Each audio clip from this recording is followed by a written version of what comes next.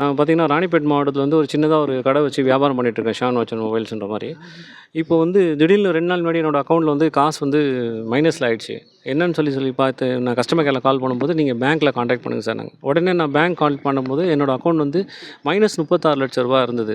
என்னன்னு சொல்லி கேட்டேன், கமர்ஷியல் டிபார்ட்மெண்ட்லேருந்து உங்களுக்கு டாக்ஸ் வந்து பே பண்ண சொல்லி வந்திருக்கு." அப்படின்னாங்க. எனக்கு அந்த மாரி எதுவுமே இல்லையே சார். எனக்கு எதுவும் மெயில் எதுவும் வரலையே சார் அப்படின்னும்போது, உடனே வந்து நான் செக் பண்ணேன் சார். உங்களோட பேன்லேயே இன்னொரு டூப்ளிகேட்டா ஒரு கம்பெனி ஆரம்பிச்சிருக்காங்க. என்னன்னு சொல்லி கேட்டா, எஸ்வி என்டர்பிரைசஸ்ன்னு சொல்லி எங்கே இருக்குது அப்படின்னு கேட்டால், திருச்சியில் இருக்குது. நான் இருக்கிறது ராணிப்பேட் மாவட்டம். இது வந்து திருச்சி. திருச்சியில் இதுவரைக்கும் எனக்கு யாருமே தெரியாது. இந்த ஊருக்கு நான் வந்ததும் இல்லை.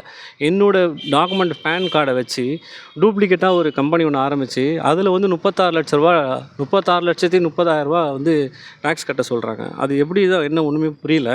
அது இது வந்து தமிழ்நாடு அரசும், மத்திய அரசும், மாநில அரசும் சேர்ந்து இதுக்கு தக்க நடவடிக்கை எடுக்கணும். என்னோடய வாழ்வாதாரமே வந்து சுத்தமாக இவங்க முடக்குறாங்க. என்னை வந்து நீங்கள் வந்து நான் கம்ப்ளைண்ட் கொடுத்ததுக்கு நீங்கள் கட்டி தான் ஆகணும் சார் அப்படின்றாங்க. நான் இது சம்மந்தப்பட்டமாக சைபர் கிரைம்லேயும் நான் கம்ப்ளைண்ட் கொடுத்துட்டேன். ஜிஎஸ்டி போர்ட்டல்லையும் நான் கம்ப்ளைண்ட் கொடுத்துட்டேன். இதோட சீக்கிரமாக அதோட நடவடிக்கை என்ன மாதிரி பல பேர் பாதிச்சிருக்காங்க.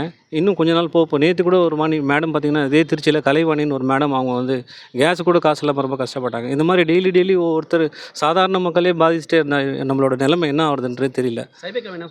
சைபர் கிரைமில் நான் ஆன்லைனில் தான் சார் கம்ப்ளைண்ட் பண்ணியிருக்கேன். அவங்க அக்செப்டட்னு சொல்லி மெயில் வந்துடுச்சு. ஜிஎஸ்டி போர்ட்டல்லையும் அவங்க ஓகே நாங்கள் அக்செப்ட் பண்ணிக்கிறோம், நாங்கள் அதை ரிமூவ் பண்ணிட்டோம், அன்ஆக்டிவேட் பண்ணிட்டோம்னு சொல்லி மெயில் அனுப்பிச்சிருக்காங்க சார். இங்கேயும் நான் கொடுத்துட்டேன். இங்கேயும் வந்து நான் கம்ப்ளைண்ட் கொடுத்ததுக்கு அவங்க லெட்டர் அக்செப்ட் பண்ணிட்டாங்க. நீங்கள் என்ன ஃபர்தராக என்ன வேணுமோ நீங்கள் அதை பாருங்கள், நாங்கள் ஃபர்தராக என்ன வேணும் பாருங்கள், நீங்கள் தான் உங்கள் ஃபோட்டோ தான் இருக்குன்றாங்க. 2009 எனக்கு கல்யாணம் ஆகிறதுக்கு முன்னாடி இருந்த ஃபோட்டோ, சின்ன வயசில் ஃபோட்டோ, அது நான் ஹெச்டிஎஃப்சி பேங்க் அக்கௌண்ட் ஓப்பன் பண்ணும்போது கொடுத்த ஃபோட்டோ. அங்கே மட்டும் தான் அந்த ஃபோட்டோ யூஸ் பண்ணியிருக்கேன். அதுக்கப்புறம் வேறு எங்கேயுமே யூஸ் பண்ணல. அதை வந்து என்ன வந்து அப்படியே ரிவர்ஸ் பண்ண, நீங்கள் வேறு எதாவது பண்ணியிருக்கீங்களா, எதாவது பண்ணீங்களா, எதாக இருந்தாலும் உண்மையை சொல்லுங்கள் அப்படின்றாங்க. அந்த மாதிரி எதுவுமே இல்லை. நான் உண்மையாக இருந்தால் நான் ஏன் ராணிப்பேட்டிலேருந்து நைட்டாக இந்த மாதிரி வந்து உடனே நான் திருச்சியில் இருக்க ஆஃபீஸை வந்து நான் ஏன் சந்திக்கணும், நான் ஏன் பேசுகிறேன்? இல்லை சார், நார்மலாக நம்ம ஜெராக்ஸ் எடுப்போம். ஃபோட்டோன்னும் போது நம்ம மற்ற இது தானே சார். பேங்க் அக்கௌண்ட்டில் எனக்கு ஐசிஐசியில் பேங்க் அக்கௌண்ட்டில் இருக்குது. அது 2009 இருந்த ஃபோட்டோ அது.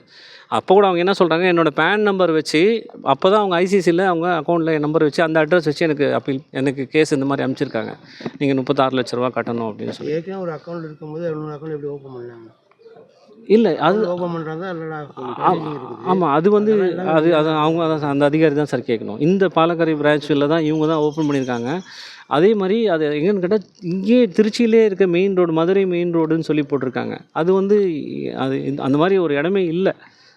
ஃபேக்கான ஒரு ஐடி வச்சு நான் வந்து பலிகடை ஆன மாதிரி இருக்கேன். என்னோட வந்து ப்ரொப்ரேட்டர்னு என்ன சொல்லி போட்டு வெறும் பேன் கார்டை மட்டும்தான் வச்சுருக்காங்க.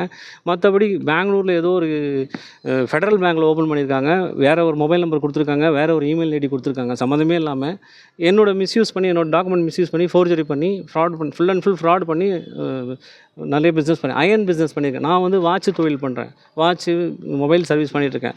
அவங்க இரும்பு துண்டு, இரும்பு ராடு, அந்த மாதிரி சம்மந்தப்பட்ட மாதிரி நிறைய பிஸ்னஸ்லாம் அந்த மாதிரிலாம் பண்ணியிருக்காங்க. அதை வந்து ஃபுல்லாகவே இது வந்து நிறையவே சைபர் கிரைம் தான் பண்ணியிருக்காங்க. ஃபுல்லாகவே டாக்குமெண்ட்ரி ஃப்ராடு தான் பண்ணியிருக்காங்க சார்.